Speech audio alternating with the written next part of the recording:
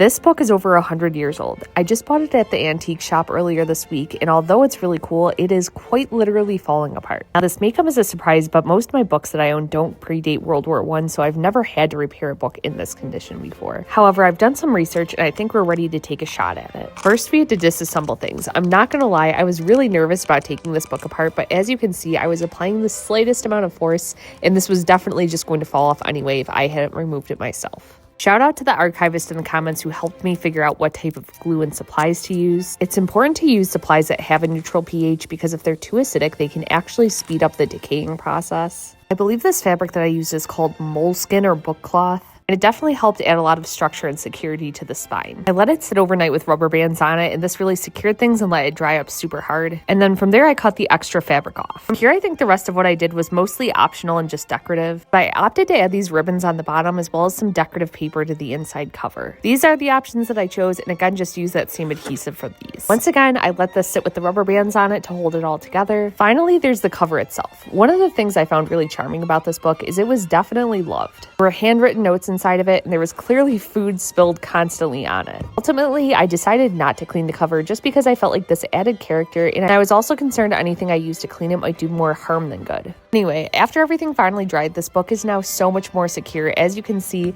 the cover is not literally falling off of it, and as I open the pages, it just overall feels much more substantial and bound together. But the real question is, what type of recipe should we try out of here first?